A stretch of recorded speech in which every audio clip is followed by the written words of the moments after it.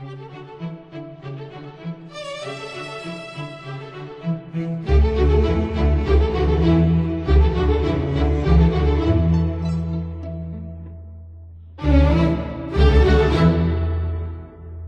dostlar. Bugün de yeni bir suala bu danışığımızda cevap aktaracağıq. Bugünkü sualımız Türk Milli Demokratik Hərəkatı federalizm ya istiqlaliyyət hangisi? Bunu araşdıracağıq və bunun haqqında danışacağıq. Əlbəttə ki, bunun haqqında başqa danışıqlarda devam edəcəyim, amma bugün yalnız bir faktora bu haqda işarə edəcəyim.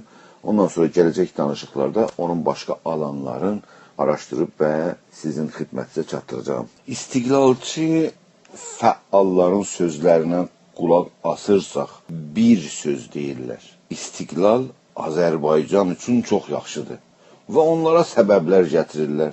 İstiqlalımız olsa nələr olar? Bayrağımız olar, devlətimiz olar, şu olar, bu olar və nə zaman o güc gerçəkləşəcək ki, istiqlaliyyəti əldə etsin. Amma diqqət edin, istiqlaliyyətlə federalizmi əldə etmək yerdən göyə qədər bir-biri ilə təfavütludur. Yəni, federalizmi əldə etmək üçün bizim, yəni xalqların gücü ilə, İran içində, xalqların gücü ilə devlət gücü savaşacaq, mücadilə edəcək və bu mücadilənin sonucu, yəni biz xalqlar, Türk xalqı da onun içində qələbə çalırsaqsa, sən federalizmi öz bölgəndə quracaqsan. Amma əgərsə istiqlaliyyət istəyirsəksə, yalnız biz ilə, ya xalqlarla İran hakimiyyəti söz konusu deyil. Yəni o savaş gedəcək. Əgər biz qələbə çalırsaq İran hakimiyyətinə, bu qələbə çalma istiqlal üçün yetərli deyil. İstiqlal üçün bölgəsəl güclər, Türkiyə, Azərbaycan, Əraq, Suriyə, Pakistan qəbul etməsələrsə, İranda istiqlaliyyət sözü xalqlara gerçəkləşməz. Yalnız bunlar deyil, dünya həm bölgə gücləri və həm dünya gücləri. Yəni Amerika, Rusiya, Çin və Avropa Birliyinin nəzərləri əgərsə qəbul olunmasa və istiqlaliyyəti qəbul eləməsələrsə, istiqlaliyyət İranda xalqlar üçün gerçəkləşməz. Nümunəsi Əraqda olan Kürdlərin istiqlaliyyət referendumundan sonraki sonuclardır. İraq tərəfindən, İran tərəfindən və Türkiyə tərəfindən sıxıntı altında qaldı. Amerika lazımi himayəti etmədi, Avropa lazımi himayəti etmədi və o istiqlaliyyət gerçəkləşmədi.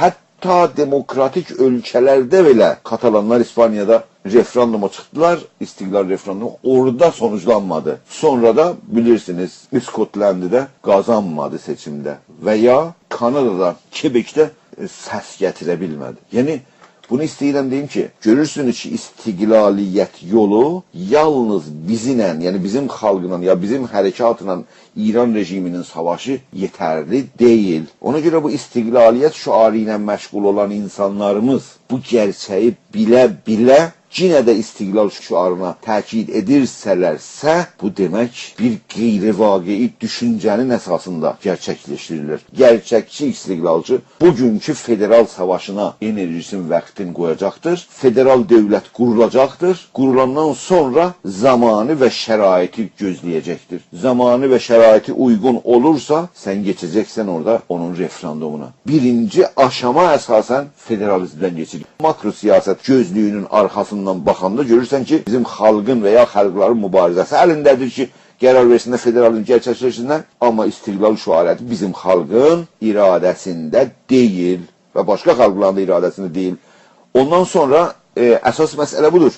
Yəni, sən hüquqi cəhətdən bugün, yəni İran çərçivəsində bir mücadilə aparırıq, hüquq, yəni qanun çərçivəsində belə bir şey yoxduysa, yəni federal bir mövqe qazanmamısan, sınırların bəlli deyil, bayrağın bəlli deyil, dövlətin bəlli deyil, dərsliyin bəlli deyil, ekonomun bəlli deyil, heç bir şey bəlli deyilsə biz istiqlaliyyətə gedirik, bir gerçəklərdən tamamən uzaq, idealizmə tamamən dayanan bir ideyə çevrilir. Mən bu sözləri deməklə bunu demək istəmirəm ki, kimsənin haqqı yoxdur, istiqlal fikri olsun. Təbii ki, mən fikir azadlığına inanıram, hər kəs hər necə düşünürsə haqqı var düşünsün.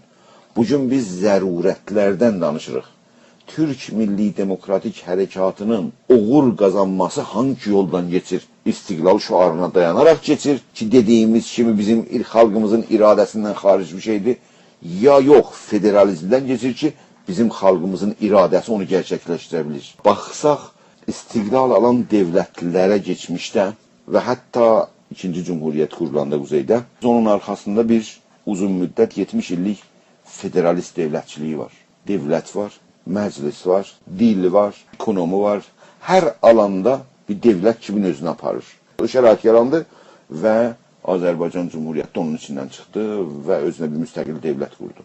Baxın Kosovada ya Yugoslaviyada gerçəkləşən müstəqil devletlərin hamısı federal devlete sahibidirlər. Baxmayaraq ki, çox qanlı bir aşamadan geçəndən sonra belə bir devletlere çatdılar. Baxsanız Katalanlara bir uzun zamandır federal devletin sahibidir və gedirdi istiqlaliyyət gerçəkləşdirsin ki olmadı. Baxın Kürtlərə Əraqda federal devletin sahibi deyirlər boyu, sonra geçmişdi istiqlal referandumu geçsin ki olmadı. Və ya Quebecdə, Kanadada elə hakeza böyləydi.